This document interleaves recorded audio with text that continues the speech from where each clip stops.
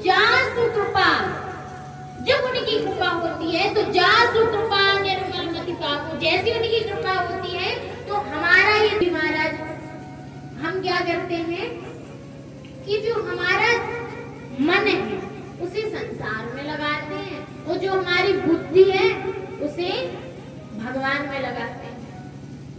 महाराज ये बुद्धि हुई। अब जैसे संसार है, संसार का मन, अरे पंखा खराब हो गया, हमें नींद कैसे आएगी रात को, अरे घर में ये नहीं है, घर में ये नहीं, अभी लाना है, ऐसा करना है। और ठाकुर जी में बुद्धि ये लगाते हैं, अरे भगवान ऐसा दे दो, हम 51 रुपए का प्रसाद चढ़ाएंगे। ये बुद्धि हुई ना महाराज। ठाकुर जी ऐसा कर दो, हम ऐसा करेंगे। तो महाराज ठाकुर जी ने हमें 2 यंत्र दिए हैं, मन और बुद्धि, और उसका वेदों में शास्त्रों में उसका उपयोग भी बताया गया है कि मन को भगवान में लगा, बुद्धि को संसार में लगा। हम बुद्धि को भगवान में लगाते हैं, मन को संसार में लगाते हैं। परंतु हम करते क्या है कि मन को संसार में लगाते। जब मन को हम संसार में लगाएंगे तो हमें दुख मिलेगा, दुख के अलावा और कुछ नहीं मिलेगा। लेकिन यही मन को, इसी मन को जब हम भगवान में लगाएंगे, ठाकुर जी में लगाएंगे ना, तो ठाकुर जी चारों ओर से अपनी कृपा दृष्टि हम पर बरसाएंगे। महाराज एक गांव में एक दूधिया रहता था। दूधिया तो आप लोग जानते होंगे ना, दूध खूब महाराज थ्रेसर है, ट्रैक्टर है, खूब जमीन है, जायदाद है, खूब बड़े बड़े महाराज बंगले हैं, गाड़ियां हैं, कई बीघा तो महाराज जमीन है।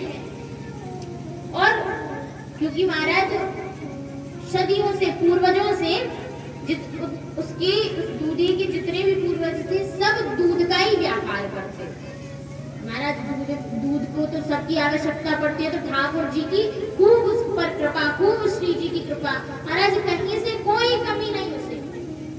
पर महाराज उसके वस्त्र देखो तो वो वस्त्र मैले कुचैले, एकदम जीर्ण शीर्ण वस्त्र, कि अगर महाराज धोखे से अगर हाथ की उंगली ऐसे फंस गई तो महाराज पता नहीं उस कपड़े का क्या होगा, फट जाएगा, इतनी जीर्ण शीर्ण। और महाराज हमेशा ऐसे ही वस्त्र पहनता, चाहे वो कहीं भी चला जाए, हर जगह ऐसे ही वस्त्र। अब किसी दिन एक व्यक्ति ने उससे पूछा कि भैया एक बात पूछे तुमसे, बताओगे कि नहीं? दूधिया ने कहा, अरे भैया एक क्या, तुम तो 100 बात पूछो, पूछने के थोड़ी ना पैसे लगते हैं, दूध लेने के लगते हैं। नहीं भैया, जो एक ही बात पूछने उसी का तुम सही जवाब दे देना। बोले अरे पूछो, एक नहीं तुम तो 100 बात पूछो। उस व्यक्ति ने कहा, भैया तुम्हें एक बात ये बताओ कि तुम्हारे पास किसी भी प्रकार की कोई कमी नहीं है, ना पैसे की, ना वैभव की, ना ऐश्वर्य की, ना कपड़े की, ना हमारा जब गाड़ी घोड़ा बंगला सब तो है तुम्हारे पास, लेकिन फिर भी तुम ऐसे वस्त्र पहनते हो मैले कुछ है। अगर बात क्या है, तुम ऐसे का वस्त्र क्यों पहनते हो? तुम चाहो तो अच्छी बगलबंदी पहनो महाराज, एकदम सोने के तार से बनी हुई, उसमें सोने के जो पतले तार होते उसकी महाराज कढ़ाई हो, ऐसे वस्त्र पहनो। तुम्हारे पास तो इतना वैभव संपन्न हो तुम, लेकिन फिर भी ये जीर्ण शीर्ण कपड़े पहनते हो, आखिर बात क्या है? तब वो दूधिया कहता है, भैया कोई खास बात तो नहीं है, लेकिन ये हमारी परंपरा चली आ रही कि जो हमारे पूर्वज, हमारे दादा परदादा होते तो एक दूसरे के वस्त्र पहनते। हमारे परदादा के वस्त्र दादाजी ने पहने, हमारे दादाजी के वस्त्र पिताजी ने पहने, पिताजी के वस्त्र हम पहन रहे हैं, हमारे वस्त्र हमारे पौत्रादि पहनेंगे, पुत्र पहनेंगे, और हमारे पुत्र के पौत्र पहनेंगे। बोला अच्छा परंपरा है, बिल्कुल भैया परंपरा, परंपरा तो निभानी चाहिए, परंपरा को तोड़ना नहीं चाहिए। तो उस व्यक्ति ने कहा, अरे भैया परंपरा, परंपरा निभाना तो अच्छी बात है, निभानी चाहिए, भैया तुम ही सारी परंपरा निभा लोगे का? महाराज वह दूधिया से वह व्यक्ति ने कही कि तुम ही सारी परंपरा निभा लोगे तो तुम्हारे पुत्र क्या पहनेंगे, क्योंकि ये तो पूरे वस्त्र ऐसे जीर्ण शीर्ण है कि अगर धोखे से भी एक बार धुल गए तो अगली बार तुम्हारा धुलने में ही महाराज गोविंद हो जाना, आगे बचेंगे ही नहीं। और जब तुम ही सारी परंपरा निभा लोगे तो तुम्हारे पुत्र क्या पहनेंगे, फिर तो वो ऐसे ही घूमेंगे पूरे बाजार में। है तुम ही सारी परंपरा निभा लोगे का? अब महाराज वो दूधिया सोच में पड़ गया, कह तो सही रहा है कि केवल हम ही अपनी परंपरा क्यों निभाएं, हमारे जो पुत्र हैं पौत्र हैं वो भी तो सारी परंपरा निभाएंगे कि नहीं। महाराज वह दूधिया के दिमाग में महाराज यह बात अच्छे से फिट बैठ गई एकदम कि क्या ये सही रहा है, तुम तो भैया 100% सत्य कह रहे हो। बोले भैया बिल्कुल हम सही तो कह रहे, तो अब ऐसा करो। तो वह दूधिया कह रहा अब हम ऐसा करेंगे कि ये वस्त्र रख देंगे, लेकिन भैया फिर हम क्या पहनेंगे, ये वस्त्र तो रख देंगे लेकिन हमने तो आज तक वस्त्र सिलवाए ही ना, पूरी जीवन से यही पहनते चले आ रहे हैं। तो वह व्यक्ति ने कहा भैया देख तूने अपने पूरे जीवन में एक भी वस्त्र नए सिलवाए, तो ऐसा कर कि या इन वस्त्रों को रख दे और तू कपड़न की दुकान पे जाइयो और वह दुकानदार से कहियो कि भैया मुझे कुर्ता पजामा सिलवाना है, बाकी टाइम तू मुझे कपड़ा काट के दे दे। और जब वो तुमको कपड़ा काट के दे देगो अपने हिसाब से, तू वहाँ को पैसे दे दियो, वह कपड़े को दर्जी की दुकान पर डाल दियो, वह तुमको महाराज सिल के दे देगो और वही कपड़ा पहनियो तू। बोले हाँ भैया ये तेने खूब अच्छी बता दी, खूब अच्छी बात बताई, तेरो लाख लाख धन्यवाद। महाराज ये बात करके वो व्यक्ति दूध लेके चला गया और वो जो दूधिया था वो कपड़े की दुकान पे गया। अब महाराज जब वो कपड़े की दुकान पे गया, वह दुकानदार ने कहा भैया राम राम। बोले भैया राम राम राम राम, और बताओ कैसा क्या चल रहा है। बोले अरे सब ठाकुर जी की श्री जी की कृपा है, खूब चकाचक सब अच्छा चल रहा है। तो महाराज दूधिया ने वह दुकानदार से कहा कि भैया मुझको कुर्ता पजामा सिलवाना है, वाके ताई मुझको तू कपड़ा काट के दे दे। महाराज वो जो दुकानदार था कपड़े का, वाने महाराज एक लंबा चौड़ा सा कपड़ा डंडा उठाया और महाराज कपड़ा रखा, कपड़े में 4 बार यहाँ से वहां घुमाया और महाराज काट के दे दिया, ले ये 4 मीटर कपड़ा है, तेरे कुर्ता पजामा सिल जाएंगे। अब महाराज वह दूधिया सोच में पड़े, क्योंकि महाराज वो दूधिया है और ये कपड़े का दुकानदार है। अब वो दूधिया भैया ये क्या बात है गई, ये क्या बात हुई, तेने ये डंडा उठायो और या को कपड़े पे रख के 4 बार घुमायो ऐसे ऐसे और तुम्हें काट के दे दियो, हम कैसे मान लेंगे कि ये 4 मीटर कपड़ा है, हम नहीं मानते, तू तो हमारे लोटे पे नाप के दिखा। अब महाराज दूधिया, और महाराज अक्सर ये होता है कि जो महाराज दूधिया होते ना एकदम महाराज अपनी बात पे अड़ने वाले, ये चाहे बात गलत कहे तो भी सही है, सच कहे तो महाराज तो सच है ही, लेकिन अगर ये गलत बात कहेंगे तो भी इनकी बात सच है, अड़ गया वो तो। अब महाराज जो वो दुकानदार था वो परेशान कि ये कह रहा है लोटे पे नाप के दे, अब या इतने बड़े 4 मीटर कपड़े को मैं लोटे में कैसे नाप दूंगा।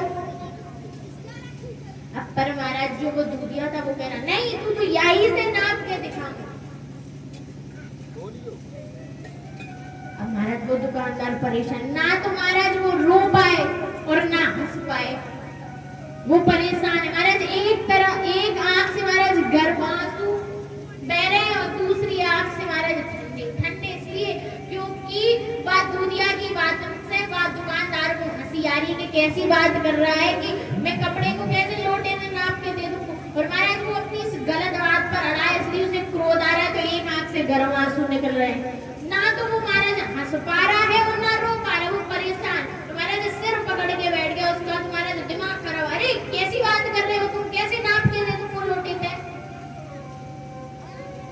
लेकिन महाराज वो दूधिया गाय को मारे, वो नहीं तू तो यही से नाप के दिखा तभी मैं मानूंगा, और अगर तू नाप के नहीं दे रहा है ना तो मैं तेरे पैसे भी नहीं दूंगा।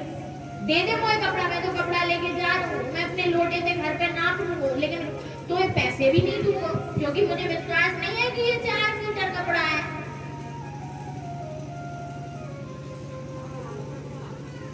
अब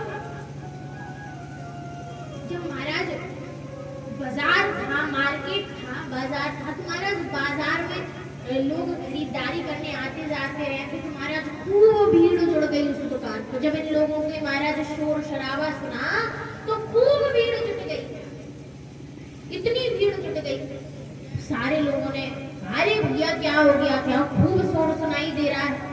तो महाराज उसी भीड़ में से एक सज्जन व्यक्ति आए, बड़े सज्जन, लेकिन वो सज्जन आए, उन्होंने दूधिया से कहा देखो भैया तुम एकदम सही कह रहे हो, बिल्कुल सही, आपको तेरे लोटे से नापना चाहिए, लेकिन एक बार मेरी बात सुन ले, और अगर तुमको मेरी बात सही लगे तो ऐसा कीजिए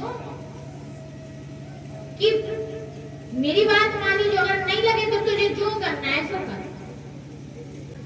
सज्जन ने कही कि देख भैया हर चीज को नापने को अलग अलग तरीकों वही करें, जैसे महाराज दूध है, घी है, जैसे महाराज दाल होती है ना, दाल, अनाज, गेहूं, चावल, ये किलो से नापे जाए। जो कपड़ा हो, रस्सी हो, महाराज ये मीटर से नापे जाओ, जैसे दूध है, घी है, तेल है, ये लीटर से नापे जाए। अब महाराज तुम कहो कि दूध को मीटर से नापो, तो महाराज वो इतना लंबा चौड़ा जो डंडा लिए रहता है, वहां में दूध डालेंगे तो पूरा दूध ही बिखर जाएगा, फिर तुम्हारा वो नपेगा ही नहीं। और अब कहूँ कपड़े को लोटे में, तुम्हारा कपड़े को लोटे में कैसे डालेंगे, कैसे नपेगा। तो वह सज्जन ने कहा उस दूधिया से कि भैया ऐसा ना हो, क्या होता है कि अगर तुम इससे क्या कह रहे हो कि ये अपने कपड़े को तुम्हारे लोटे से नाप के दिखा दे, तुम अपने दूध को या के डंडे से नाप के दिखा दो, तो वह अपना कपड़ा तेरे लोटे से नाप के दिखा देगा। वह दूधिया ने कही ऐसा हो ही नहीं सकता, कैसे मैं अपना दूध इसके डंडे से नाप दूंगा, वो तो पूरा फैल जाएगा। उन सज्जन ने कहा यही तो बात बता रहे हैं कि हर चीज की नाप तौल के अलग अलग यंत्र होते हैं और उनका उपयोग भी अलग अलग होता है। जब तुम किसी और नापने की चीज का किसी और में कर दोगे, किसी और का किसी और में कर दोगे, तो कैसे होगा। महाराज ठीक इसी प्रकार ठाकुर जी ने भी हमें 2 यंत्र दिए हैं, बुद्धि और मन, मीटर और लीटर। अब आप कहोगे कि मीटर जो मीटर की है, जैसे रस्सी है, कपड़ा, हम उसको लीटर से नाप देंगे तो कैसे नापेंगे। और जो दूध है, घी है, तेल है, उसको कहोगे कि मीटर से नाप दे तो कैसे नाप देंगे, नहीं सकते ना। जो हमारा मन है उसे संसार में ना लगाकर भगवान में लगाना चाहिए, और जो हमारी बुद्धि है उसे भगवान में ना लगाकर संसार में। और अगर हम बुद्धि का प्रयोग भगवान में करेंगे तो महाराज फिर भगवान भी अपनी बुद्धि का प्रयोग करेंगे। लेकिन हम जब अपना मन भगवान में लगाएंगे